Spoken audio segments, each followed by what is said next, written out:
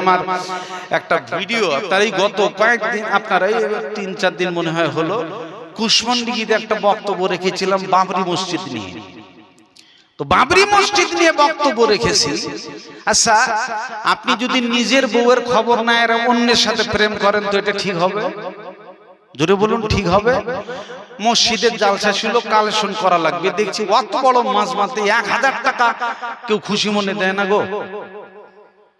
তো এই মসজিদের এই পরিস্থিতিটাকে বুঝাবার জন্য, যার বাড়ি তার কিছুই নেই, যার বিয়ে তার কিছুই নেই, পাড়াপড়শির ঘুম নাই, এখানে একটা মসজিদ তৈরি হবে। এই মসজিদ তৈরি করবার জন্য জনগণ 1000 টাকা করে দিতে চায় না, আর ওই লোকটাই ফির মাথায় করে ইট নিয়ে চলে যাচ্ছে ও মুর্শিদাবাদে, ও বাবরি মসজিদ তৈরি করবে। আচ্ছা, নিজের মসজিদ না তৈরি করে বাবরি মসজিদ ওইভাবে আপনার নিয়ে যাওয়ার কোনো প্রয়োজন আছে? জোরে বলুন, আছে? কারণ ওই দেশ ওরা সামলাবে, ওখানে অনেক ধনী লোক আছে, ওখানে তো এমনি টাকা নেওয়ার সামাল দেওয়া যায়।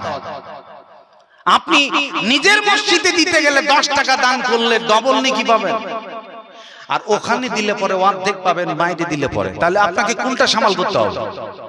চাচা নিজের জান বাঁচা, ওখানে কি বাবরি বানাবে কি বানাবে তাতে আমাদের আপত্তি নাই, মসজিদ তৈরি হোক তাতে আমাদের সমস্যা নাই। রাসূল বলেছেন, মান বানা লিল্লাহি মসজিদান বানাল্লাহু লাহু বাইতান ফিল জান্নাহ। কেউ যদি মসজিদ বানায়, আল্লাহর জন্য ঘর তৈরি করে, আল্লাহ পাক রব্বুল আলামিন তার জন্য জান্নাতি ঘর নির্মাণ করেন। জোরে বলেন সুবহানাল্লাহ। তো মসজিদে আমাদের কোনো আপত্তি নেই, ওগুলো ঐতিহাসিক সমস্যা। আমি শুধু বলি বাবরি মসজিদ, যেখানে বাবরি মসজিদের লম্বা ইতিহাস আছে, আর ওই বাবরি মসজিদের লম্বা ইতিহাস নিয়ে এখানে একটা আপনার মুর্শিদাবাদে নকল বাবরি মসজিদ তৈরি হবে, ওটাকে নকল করে। আমার এই কথাটাকে ডিপেন্ড করে এই ভিডিওটা চরম শুনে ফেলেছে, আর কারো মুখ থেকে ভাষা ভালো নেই। বুঝতে পেরেছেন? তার মানে আমি একটু গ্রামের সাপোর্ট করেছি। গ্রামের মসজিদ আপনি না বানায় ওখানকার টেনশনটা আপনি কেন নিলেন? আপনার মসজিদ ভাঙ্গা, আপনার মসজিদে একটা বাথরুম ঠিক নেই, আপনার মসজিদে টিন দিয়ে পানি পড়ে, আর আপনি যাবেন বাবরি মসজিদে 1 লাখ টাকা কেন দিলেন?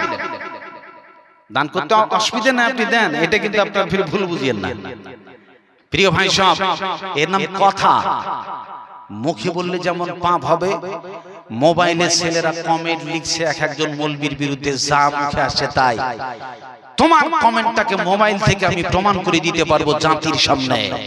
এটা তো পৃথিবীর বিচার, কিন্তু জেনে রাখবে এই আকাশ জমিনের যিনি মালিক এবং 2 জন সাংবাদিক তোমার এই রেকর্ডটা পরকালে প্রমাণ সহ দেখিয়ে দেবে। সেদিন জবাব দিতে আপনি ফেসে যাবেন। ফলে রাজনৈতিক তকমা পরে খবরদার কোন বিষয়ে কালো চশমা পরিয়ে না। কালো চশমা চোখে থাকলে পরে সব কি দেখা যায়? বুঝতে পারেন না কি দেখা যায়? সবই কালো দেখতে পাবেন। এখন আপনি ধলো মানুষও কালো, লাল মানুষও কালো, সব মানুষই কালো, কারণ চোখে আমার ভুল আছে।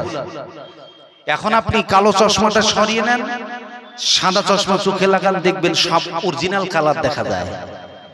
এজন্য সবকিছুকে বাদ দিয়ে আপনার ইমানের কালারটা ঠিক রাখুন, তা না হলে পৃথিবীর রঙিন পরিস্থিতি আপনার ইমান আমল তাহজিব তামাদ্দুনকে কেড়ে নিয়ে সেই জাহান্নামে ফেলবে, যেই জাহান্নামে পাথর পড়তে সময় লাগে ৭০ বছর।